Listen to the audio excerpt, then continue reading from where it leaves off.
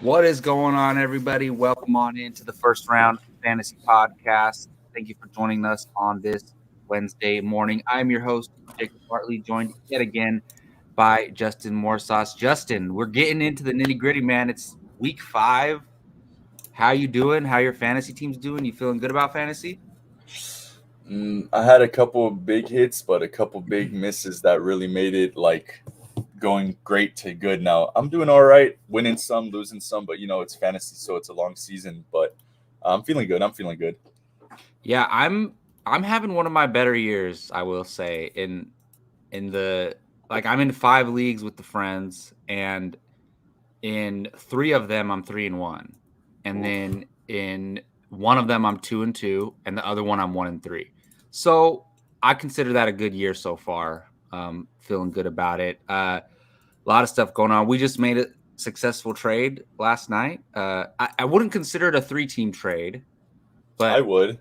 it kind of was in a way because I needed both deals in order to make the trade happen. But I liked it. I'll tell you what. One of the reasons I did it, which I hadn't said yet, is I lost David Montgomery in that league, and I don't know when he's coming back. When it comes to injuries, I tend to lean on the safe side. Like, what if this guy's out longer than we think, or what if it's a situation like Mixon and CMC last year, where like they were injured and we thought they were coming back and they never did. So I always plan for the worst, and I was like, all right, I need to get some running backs on my team. So that's why I'm like, all right, if I set myself up to have this running back depth, there's no way I like lose all my running backs. So that was my thinking behind it. So why don't you tell the people at home what the full trade was so they get That's where you're true. coming You know from? what? I hate when podcasts they say, "Oh, I made a fun trade last night," and they never say what it was. So that's a good Gotta point. know. So basically, I'm not going to list our whole rosters, but I will say the trades. The trades. So I traded you, Jacoby Myers, and Jamar Chase for Tyler Boyd and Kenneth Gainwell. Now, on the surface, that might look like a weird trade, but just in a vacuum, I think Boyd is a slight downgrade from Chase, not a huge one, slight downgrade. And I really wanted Kenneth Gainwell. So, and you weren't willing to trade Gainwell just for Myers. So I had to offer something else on top where you're upgrading as well in order to make that deal happen. The other deal was with Joe, and I traded Adam Thielen for Miles Sanders and Michael Pittman Jr. And basically, what I did is I got the Philadelphia backfield while downgrading those wide receivers. But I feel really good about Tyler Boyd and Michael Pittman Jr. It's not like they're scrubs. I could start them in my flex for sure. I also had the number one waiver, and I got Laviska Shenault, which, like you said, why was he dropped? But especially with Chark getting hurt, and I think there's a huge opportunity there for Laviska. So I think it was a good transformation of my team, and I liked it. Um, one other thing I wanted to talk about is just because it was so exciting. On Monday night football, Chargers versus Raiders, in our redraft league, I was down by like 20 points or whatever, and I had Justin Herbert going. And then in my 12 team dynasty league, that is so, our rosters are spread out so thin. I had Hunter Renfro going that night. I was down by like 14 points, and he won me my matchup by like 3 points. And I was so, I, dude, Hunter Renfro's growing on me. This guy, he's been so solid for me in my lineup, and he literally won me a matchup so much so I changed my team name to involve his name. So Dude, shout out to Hunter Renfro, midnight the Monday Miracle.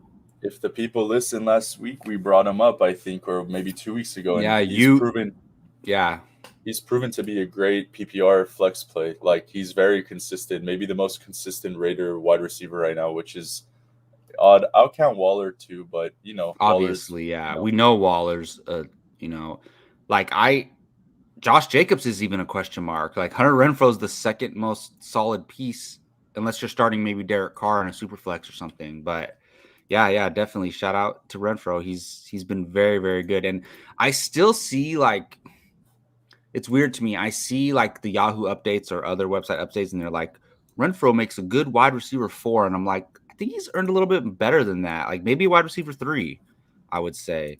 I'd have to look down the list. The problem is like he doesn't get the humongous yardage that can That's put him up, true. but he's like, he's not amazing. He's not putting up 20 points. Let's not Of skew the course, yeah. stats. But if I can get 10 to 18 every week, I'm happy with that consistency. At least in one of your spots, and it's weird because even though he's outscoring, like if you look at the total points, he probably is a wide receiver 2 or 3. But what people do is they're still projecting other wide receivers to do better for the rest of the season. So that's why they feel like, oh, Renfro can't be better than a wide receiver 4 for the rest of the season. But you Dude, never know. actually, I'm mistaken. The dude is almost in the PPR category. He's almost fringe art wide receiver too. Like Yeah. what we were talking about last night is the fact that the top end potential compared to the mid potential is very odd this year. Like you have Tyreek Hill from his two monster games and two duds. Cooper Cup's going crazy, and then Debo's your wide receiver 3. From DJ Moore down to DeAndre Hopkins is about 30 points, but that's a tight 30 considering the type of Yeah. people that are in there. So if you're running Hunter Renfro, then you're probably not too upset given how like Ayuk's look, Ridley, these duds that haven't been booms for you, like A Rob. Hunter's been a great fill-in. Absolutely. And there's been injuries too. Like I lost T. Higgins in that league, so I have to start Hunter Renfro, and I'm loving it. Like I hate getting like 3 points or 0 points or those type of games. I need a guy who can put up consistent numbers, and he's definitely one of those. So I mean, we've been mentioning him several weeks in a row now. If Hunter Renfro, I'm pretty sure he's still his roster like percentage is not as high as it If should he's not be. at 90%, there's a problem. He's at Ab- 37 right now. Go Oh look him my, up and get him. 37%. Are you kidding me? That is a joke. That is a joke. Anyways, we do have some viewer comments. Let's get to these real quick so they don't waste. We have Brad Montgomery. Thank you for joining us, Brad. I might be your first time in here. They say, Mixon, please come back week 6. We are going to talk about Mixon a little bit here. Also, what's up, guys? How you doing? We're doing good, man. Shout out. Renaissance man, welcome back. What are your thoughts on Amari Cooper and Allen Robinson moving forward? I'll throw this one to you, Justin, real quick. I wouldn't be worried about Cooper. There is some hesitancy about his upside because as I was reading some stats and I watched some Cowboys because I like the way they play and I have some on my squad, they're throwing a lot less. If you remember last year, Dak's thrown 50 plus. That's not happening. Their defense is improved. Zeke is in great shape, so the running game's a little bit more potent. Instead of like fringe wide receiver 1 on Cooper, he should be looked at probably a wide receiver 2, and his injuries probably held him back a little bit. So I hope he gets healthy. So I wouldn't be too worried. Allen Robinson, no diss to him, but that team is offensively in shambles. So maybe losing Montgomery will force them to baby blanket A Rob, but he's a bench right now. If you can trade him, you're probably trading him at a low. So I'd hold and hope that they figure out the quarterback situation, then play him mid year pass a couple weeks of proving because that offense may be the worst in the league by far, especially in the passing game.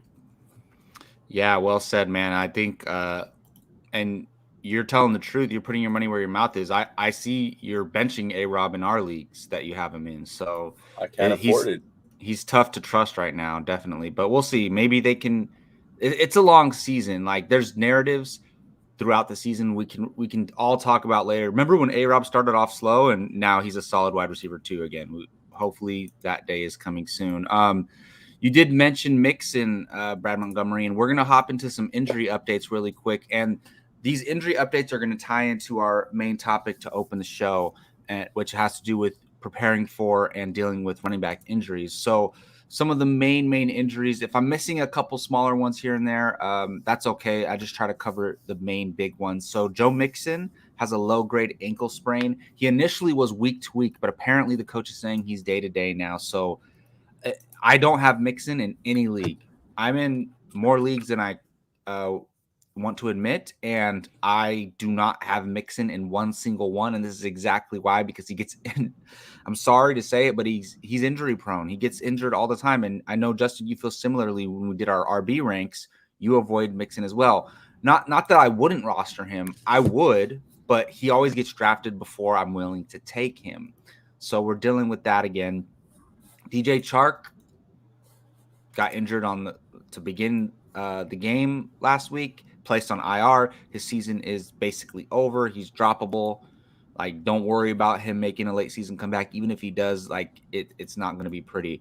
David Montgomery, another running back loss. Big. A lot of people were depending on David Montgomery as a solid RB2, maybe RB1 somewhere, but he is expected to miss 3 to 5 weeks, which is awful. Jimmy Garoppolo, apparently he was stepped on, has a calf injury.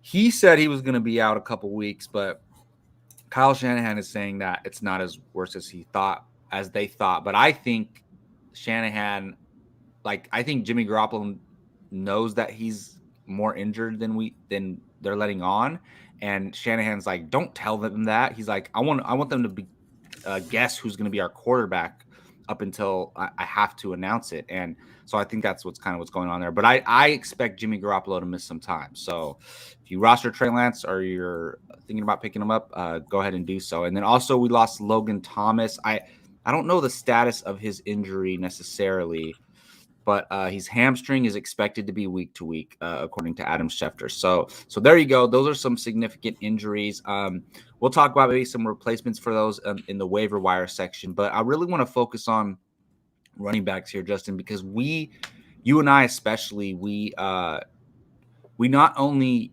make sure we get our own premier handcuffs, but we also roster other handcuffs to other top tier running backs, because if those top tier running backs get injured, there's always opportunity for these other guys to step up. And I just want to, not that people don't know this, but I just think it's something to talk about, is like, what can you do to prepare for these injuries before they happen? And also, how do you deal with them when they do happen? What's your basic philosophy when it comes to that, Justin? I have a two-pronged approach. And the reason it's developed into this is because experience has shown me this is the way to go. Yes. It's probably been overplayed. It's probably been stated on every podcast, every single write up, but you need to secure your handcuff. With that said, if you lose a Zeke and you have a Pollard, you're going to get downgraded, but not by a lot. If you Yeah. let somebody snag Pollard, then they just hit that lottery ticket on you and you have nothing to show for it. So, what would I rather roster? A fringe flex wide receiver or my handcuff to my elite running back? I'm going to go elite running back every day of the week. And then on the next piggyback to that is to grab not only other people's handcuffs, but lottery tickets. Maybe young rookies. Like, look at what Gainwell's doing. He probably wasn't Yes. drafted. If the Sanders guy drafted him, that's about it. Michael Carter could be a late round stash. Who else is out there that you look at? Like, Well, I look at one of your teams, James Conner. there you go. Uh, yeah, James Conner is a good one. Like, I initially drafted him in one of our leagues, and I'm like, it's not that I'm planning on starting him. It's that if anything ever happened to Edmonds, he would just get a lot of work. And that's another point. It doesn't have to be the most talented guys. Like, look, Pollard, Madison, those guys are super talented. They can be RB1s on another team. But like, it doesn't have to be the super talented guys who we think should be starting on other rosters. It's a guy like a James Conner who, just due to opportunity, could step into a role. It, And yeah. it's interesting because James Conner is actually a unique situation because not only is that offense pretty much standalone-ish on its style of play, but James Conner might literally be flex worthy at this point because he is getting past. Here's his 4 weeks: 16 carries, 8 carries, 11, 18. He's got 2 touchdowns in each of the last 2 games. He might just be a volume guy that you can trust, and Edmonds is a PPR guy that you can play at the same time. So that's a unique situation. But you know what's an undercover one that people are listening to this, they might get some lottery off of it. It's Marlon Mack, by the way. I don't know if we And spoke about him, but with the team agreeing to trade him, when an injury or two pop up, what if he just doesn't get traded soon to one of these teams that needs a running back and he all of a sudden becomes a plug and play guy and you just hit the lottery off of that? That's the type of secureness that I rather have than random wide receivers that aren't ever going to see my starting lineup.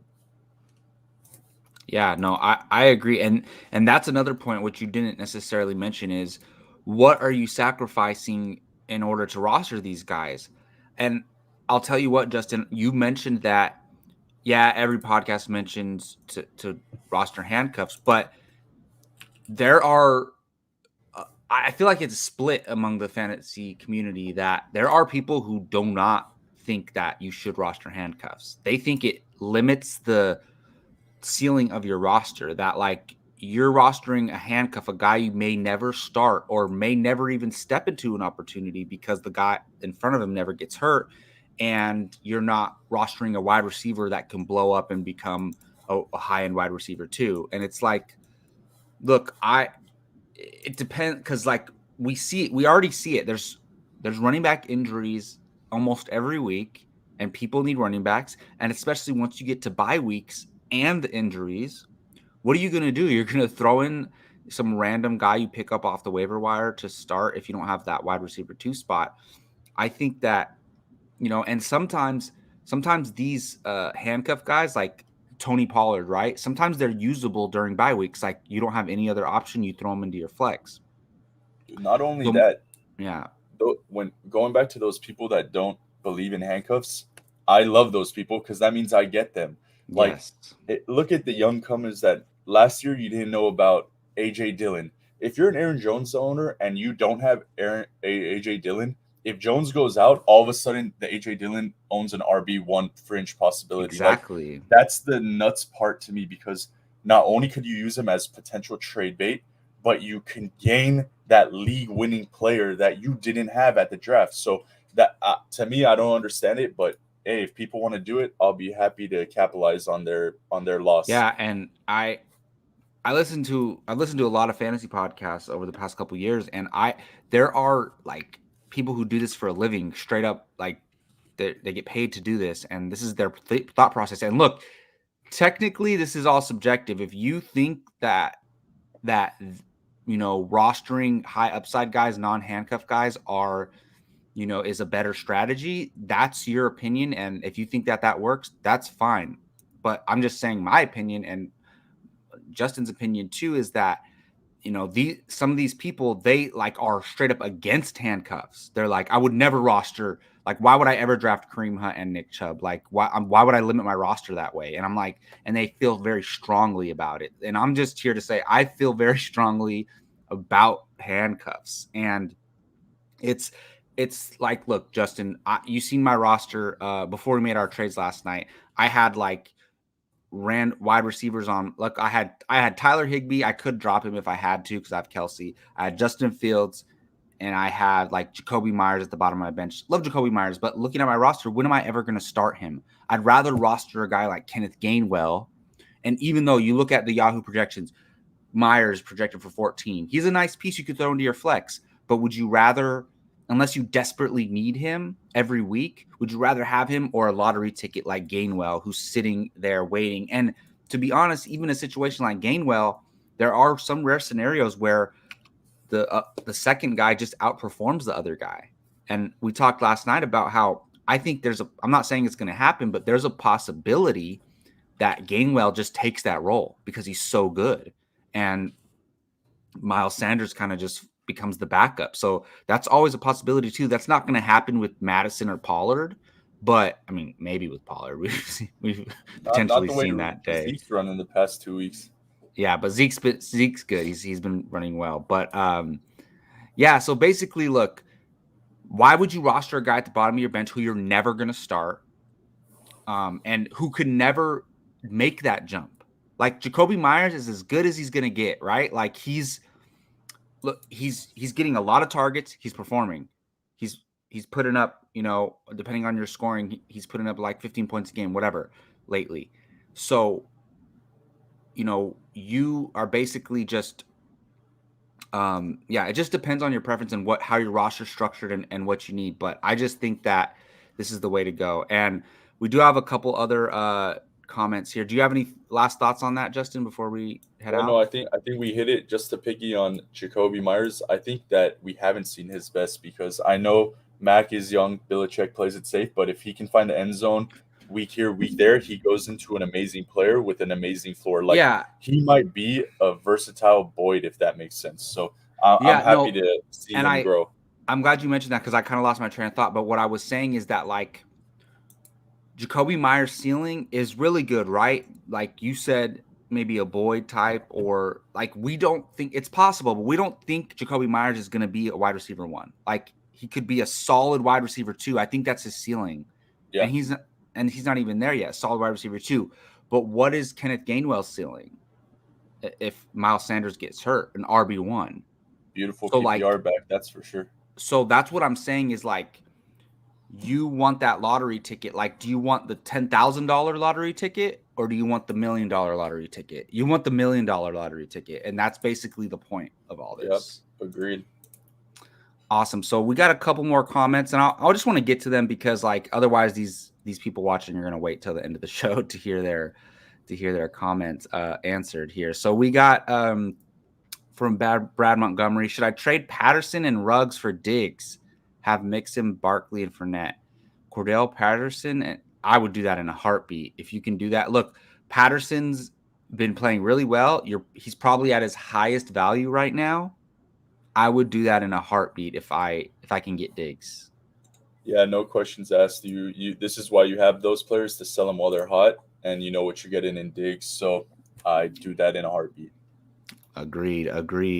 All right, Renaissance man, Jacoby Myers or Jamison Crowder in Week 5. Interesting. I'm gonna go. I don't know the matchups off the top of my head. If you can look that up, Justin, but right off the bat, I'm gonna lean Myers because he's getting the targets for sure. I know Jamison Crowder had a good return, but there's still there's Corey Davis, they had Denzel Mims active. Elijah Moore's coming back. So you got to remember, Elijah Moore wasn't playing last week. So I'm going to go Myers because he's the man there. He's getting the targets. Yeah, the Jets have a real saucy matchup against the Falcons, so I think that's where the question comes. I go by this when I'm making my decisions on wide receivers to play. I have to base their previous games, and if I took away Crowder's touchdown, it's a pedestrian but decent game. Myers doesn't depend on touchdowns, so I lean the Myers route. Nice. I And I agree. think they have a great matchup too. Yeah, they play Houston, so even more so. Yes, I'm going Myers. Yeah, for sure. It seems like he's kind of But it's become, Mac Jones' favorite target there. it's close though. Don't get me wrong, but I'm favoring Myers. Yeah, I just think look, Crowder plays in the slot. You have Elijah Moore coming in, who's also a slot wide receiver.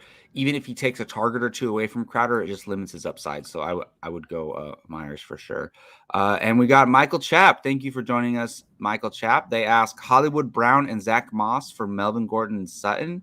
Who wins? Is it a close one? That is an interesting trade. I think I would rather have Hollywood Brown and Zach Moss.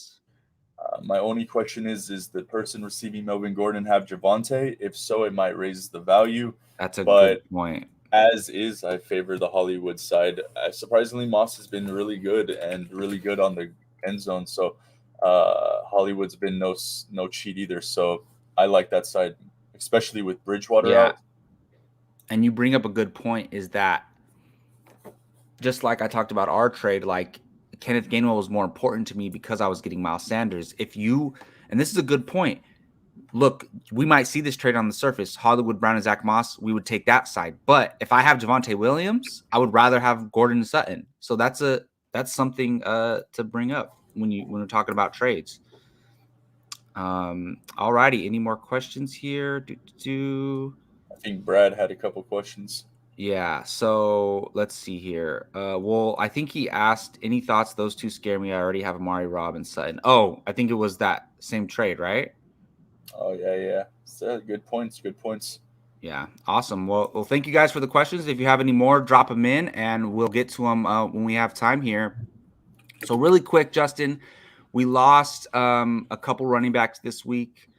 So, and not that we're only replacing running backs, but what are some of your favorite waiver wire pickups? Maybe that you did get, even if it's a popular one, or maybe some sleeper ones flying under the radar that might still be out there in some leagues.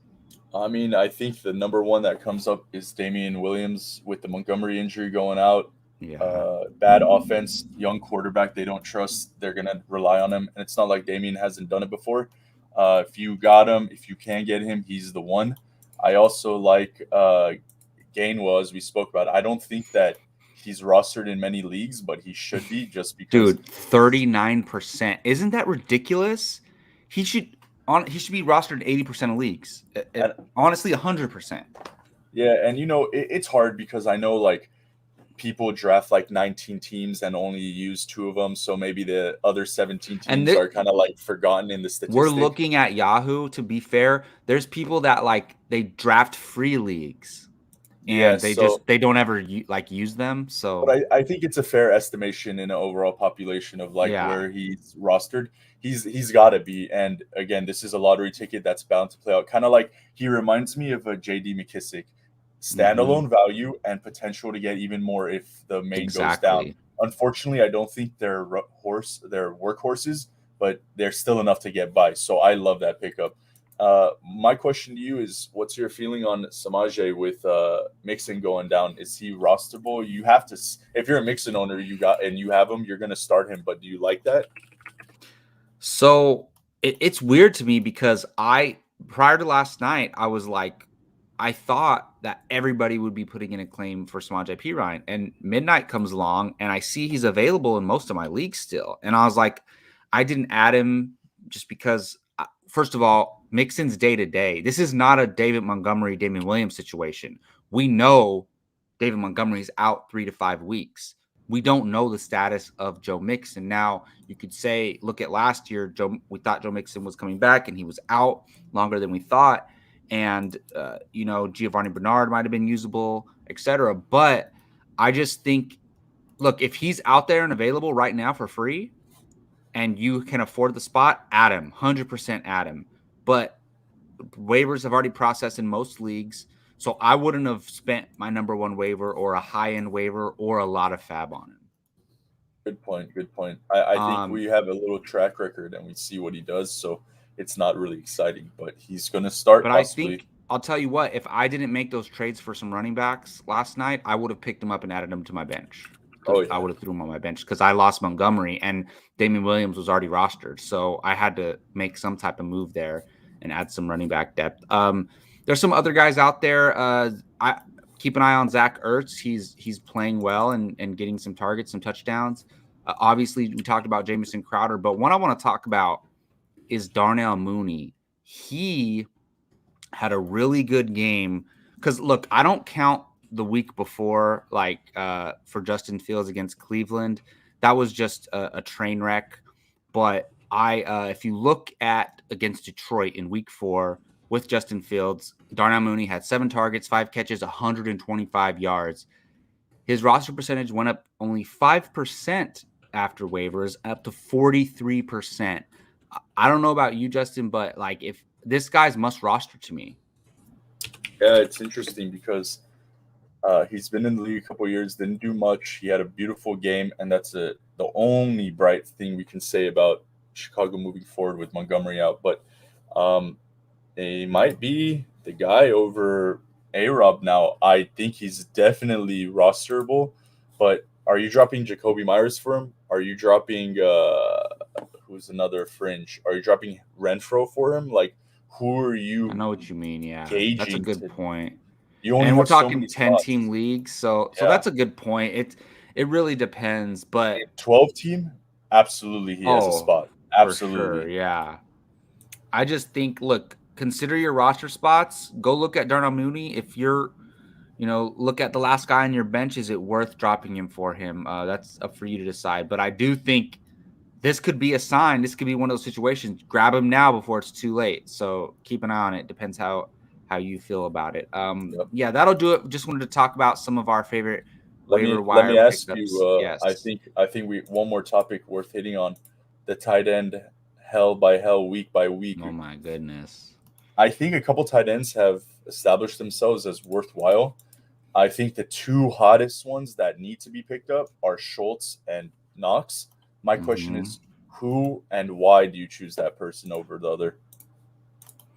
Okay, so if I were to pick up one of those guys right now, I would pick up Dawson Knox because, and look, I'll own up. We were going to talk about our dark horses here in a second, and our fool's gold. And I chose Dalton Schultz as my fool's gold last week and didn't go well for me. He had another good game, and we talked about it. If he has another good game, we got to add this roster to this guy if you need a tight end.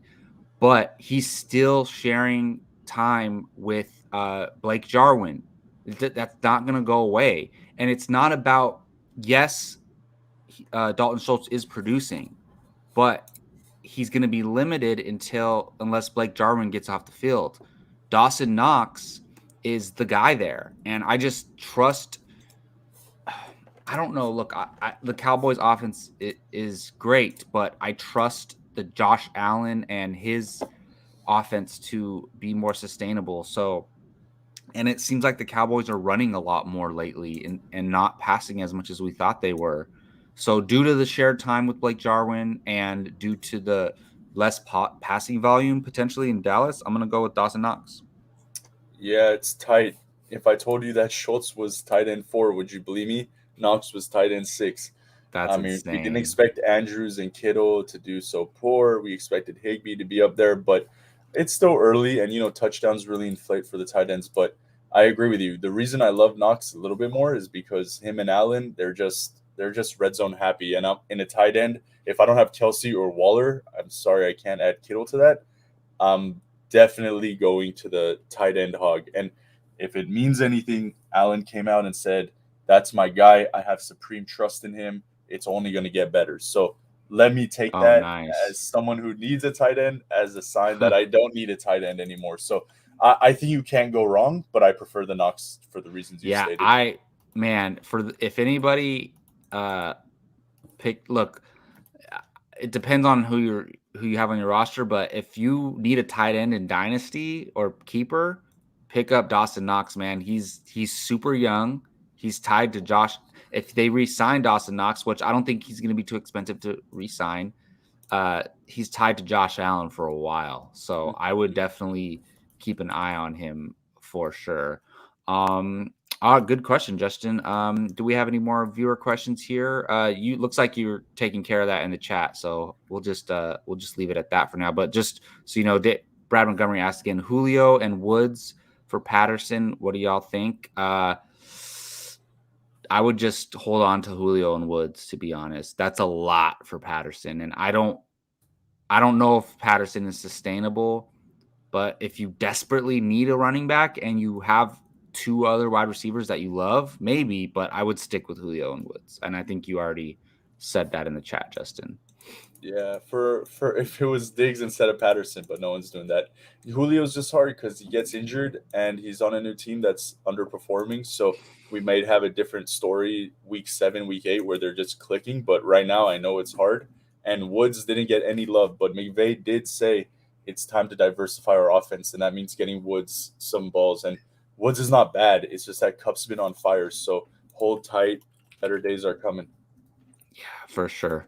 All right, so let's get into our dark horses and fool's gold for this week 5. And first up, we're going to recap our dark horses from last week, and not looking so great for me. I chose Terrace Marshall Jr. against Dallas. I thought that things were leaning towards Terrace Marshall Jr. taking over that second wide receiver position, but looks like Robbie Anderson still got a good target share, even though he didn't have a blow up game. So I thought it was going to be like a crazy shootout. So I thought there was going to be potential for more wide receiver performances, but didn't work out for me. That's okay.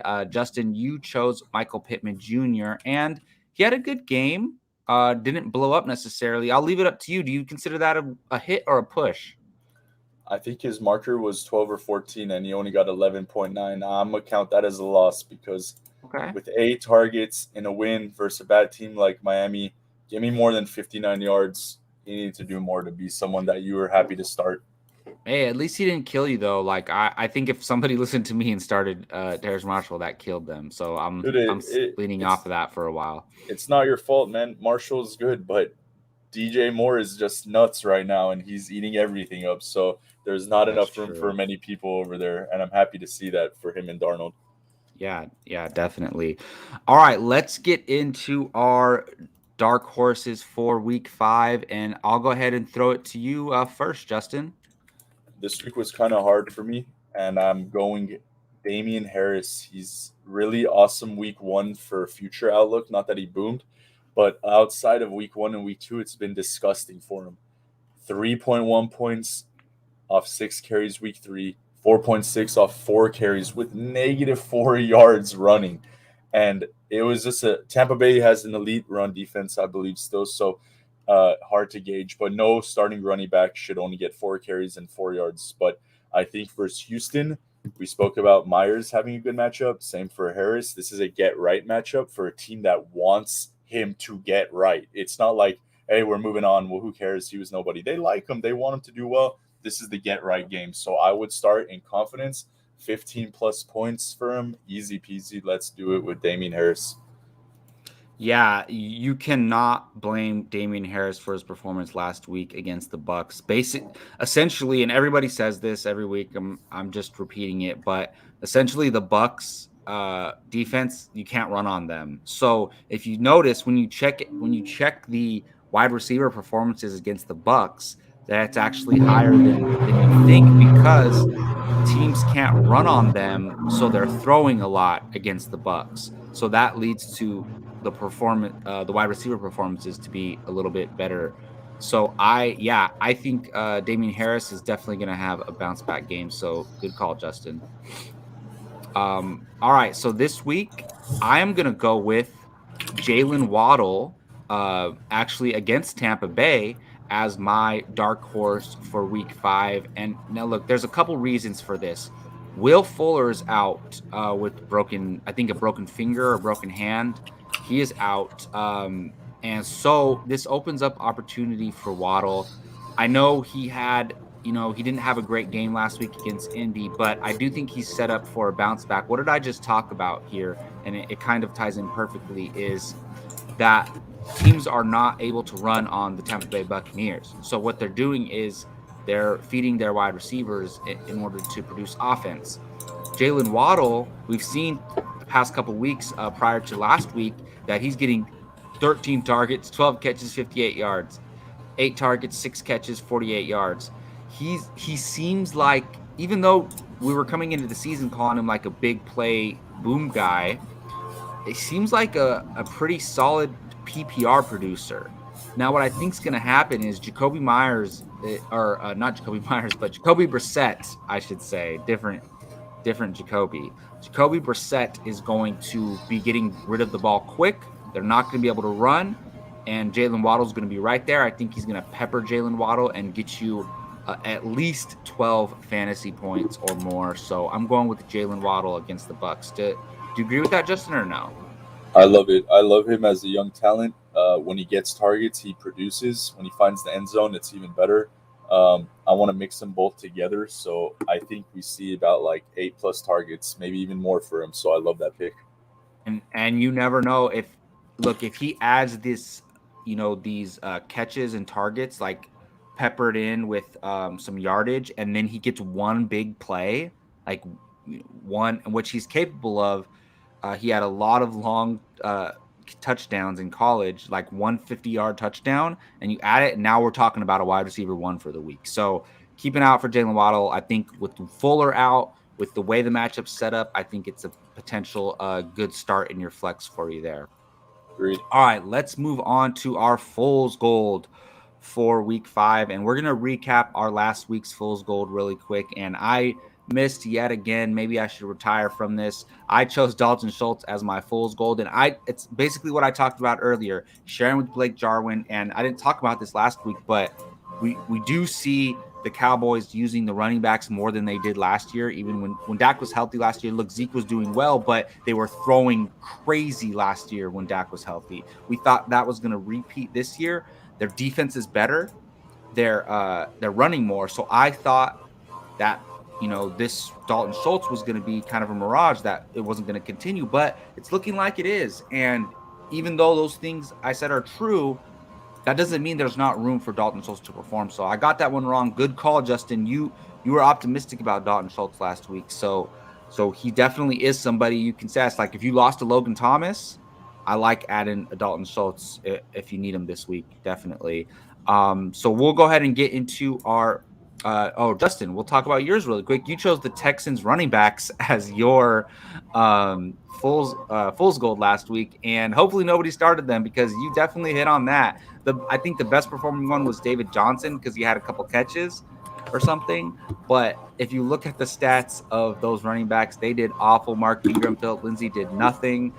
Even Davis Mills, the quarterback, like he had negative points. So I good mean, call, Justin. they got blown out 40-0 by the Bills. So I mean, I hope no one was starting him. Sometimes you're in a pinch, but this is where I'd rather start a McKissick. I'd rather start a Gainwell. I'd rather start a backup than any single one of those guys. And it's just it sucks because we need running backs, but that whole team is in shambles when they play a real good team. So yeah, please don't start them again or ever for now. Yeah, yeah, no, I 100% agree with you. So let's get into our fool's gold for week 5 here. And I'll go ahead and start us off. And I, I wanted to be more careful with my selections. I've haven't hit a lot in the past couple of weeks, so I wanted to be more careful. But I'm gonna go ahead and go with the Broncos running backs as a collective, Melvin Gordon and Javonte Williams against Pittsburgh. Now, there's a few reasons for this. Is like they're neither of these guys are taking the role. They're both like I don't even know if you ask me which one should I start, even if it's a good matchup. I'm not sure. I mean, maybe I lean towards Melvin just because he's the veteran. They trust him, all that. But I don't even know who you should start, even in a good matchup. And they're playing Pittsburgh, who like Pittsburgh, the team is not very good overall, but their defense isn't bad, and running backs haven't performed well against them. Even Joe Mixon, I believe in week 3, he didn't have a good game against them, and he was getting a lot of volume. So I just think that it's too iffy. Like I don't feel good about starting either of these guys in my flex just because there's such a timeshare, and there's a lot of duo running backs situations out there where you can start both of the guys, but especially this week, I would stay away from them. Not a great matchup. I think it's just, and also Drew Lock's probably going to be the starter. Teddy Bridgewater out. We saw both of these guys doing pretty well when Teddy Bridgewater was the starting quarterback. So all things considered, we don't know what's up with the quarterback situation. Not a good matchup. Their timeshare. I would just avoid the Denver backfield this week. Anything to add to that, Justin? Good call. Unlike the Texans, where you know just to not play them, you always are fighting who to play with. And if you follow the Yes. stats, we have a quarter of the season. Well, we used to have a quarter of the season done. It's literally whoever gets in the end zone gets a good game, and the other person averages 7 to 9 points. So Exactly. You're right now. You're rolling the dice. So it's hard to say. But if you're in a position where you don't have to start one, you're probably in a good position. But I know most people don't have that option. And I agree. And I don't think everybody rosters both of them. So I think a lot of people have one of them on their roster. And I think like I'd rather start a wide receiver, especially if it's PPR. I'd rather start a Jacoby Myers or something like that rather than one of these guys for sure. All right, Justin, what do you got for us for your fool's gold for week 5? I'm gonna go a little bit hot and heavy on this one and bench Clyde Edwards-Helaire. Even Woo! though he's been really good the past 2 weeks, they played Buffalo, and I was fighting with this because he got 100 yards in last 2 games, but he also did receiving work on the back end. I need more of a track record to say that will be consistent. If he doesn't get that receiving touchdown in both last games, then his games are a little bit less. But he's running great. But this is Buffalo, and I think Buffalo has found the magic again, and it's going to be a shootout. Firing up Kelsey, Tyreek, it's going to be nuts. But I think the odd man out's going to be Clyde, and we make these tough calls. I don't think anyone's going to bench Clyde based off my recommendation, but I would temper expectations in this matchup. Buffalo's good against the running back, and they're going to have a shootout. So let's see it. Yeah, and we've seen Clyde disappear from games this year. And look, he's had a good last couple weeks for sure. But like if you look at like I think look, this could be a shootout. Yes. And if you look at against Baltimore, right, that was kind of a shootout too in week 2, and Clyde did nothing. So I think this game is going to be a little bit like the matchup against Baltimore. And while Clyde could perform in certain game script situations, I don't think this is a good game script situation for him. Look, you probably don't have a better option, to be honest. But sometimes these fool's golds and what we did last year too, a lot of the times was just letting people know to temper their expectations. Like, don't rely on him to win you your matchup this week. And maybe you consider your other roster spots, even if you are starting Clyde, maybe instead of uh, an old reliable guy on your flex, you roster a guy or you start a guy who can get you a huge boom potential or something like that to off balance Clyde having a bad game. So I would just say limit expectations. I mean, I have seen rosters where people can bench Clyde, especially in 10 team leagues. Like, I know maybe Joe in our dynasty league, he could probably afford to bench Clyde Edwards-Helaire because his team's very, very stacked. But I think most people don't have a choice. This type of recommendation is saying like, all right, temper your expectations. Instead of starting Hunter Renfro for your 10 to 16, maybe start a Corey Davis. You may get 7 or you may get 25. You know what I mean? So it's Yeah, go for those booms on the back end to make up for the tempered style that Clyde might give you. exactly. That's a good point. It's not always necessarily like start sit. It just depend like it could affect the rest of your lineup as well. Awesome. So that'll do it for our Fool's Gold for this week. And we'll go ahead. We do have another comment, even though Justin got to it. I do want to bring it up real quick because I think it's something that a lot of people might be wondering out there. And for our listeners of the audio podcast as well. Brad Montgomery asks, y'all think Mike Williams still a wide receiver 1? That is a tough question, but if I have to bet on it, I'm gonna say yeah. Look, even nobody expected Mike Williams to be wide receiver 1 like right off the bats to start the year, but he has been. And even our wide receiver 1s, like look at Tyreek Hill 2 weeks ago. He didn't do well. They're not going to go off every single game, especially wide receivers. You might get that guaranteed volume from running backs, but even the best wide receivers, Devontae Adams, Tyreek Hill, they're going to disappoint some weeks. It's just going to happen. So don't look at Mike Williams having one bad game as, oh, he's back to old Mike Williams. I still trust him. Yeah, for sure, for sure. Exactly as you said, I followed the targets. He didn't have a good game, but the other weeks tell me he's a wide receiver 1. I'm not changing my mind until I see some track record otherwise. Absolutely. And you put in the chat, and then I think Brad was asking because he said, cool thinking Pat for Mike Williams. And I'm guessing you're talking about Cordell Patterson. I don't know who else you'd be talking about. Cordell Patterson for Mike Williams. I would do that. Look, cash in on Cordell Patterson right now. If it lasts all year and he's balling out all year, then we don't know what we're talking about. Dude, But cash in on him right now. what kind of world do I live in where freaking 2021 and we're talking about Cordell Patterson being wide receiver 4, running back 5, whatever he's listed as. Like Yeah. next thing I know, Percy Harvin's gonna come out of the woods and just be RB1 or wide receiver 1. I don't even know. Yeah. It's the weirdest thing I've ever seen, but I'm eating it up since we need more running backs in the world. Yeah, it's just interesting, and I'm the type like I just think it's a fluke, so I never pick him up. Like, and I didn't pick up Patterson anywhere, and like I could have other weeks, but I'm like, if I had him, I would have probably traded him already, like this week.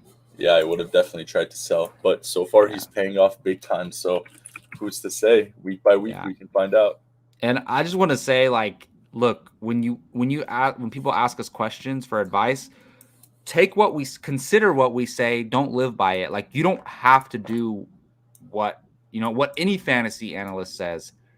Take what they say with a grain of salt and consider it, make your own decision. Like if you think Cordell Patterson is going to stay consistent all year long and ball out and keep this up, then don't trade him. But I personally, because even let's say you trade him and he goes on and he's like a back end RB1 or RB2, but you got Mike Williams for him, who's a mid range wide receiver 1.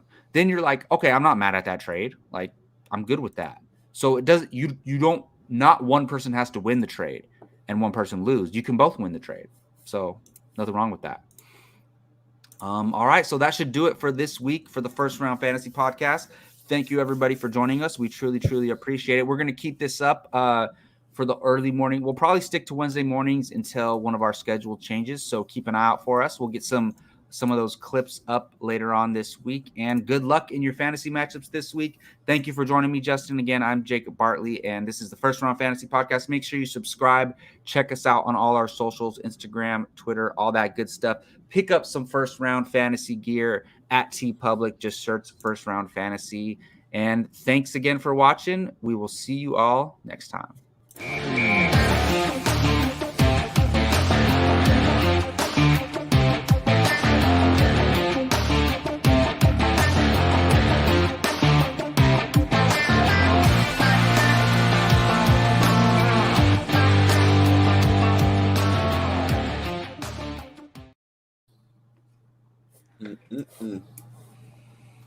Awesome, man. I like the length of the podcast.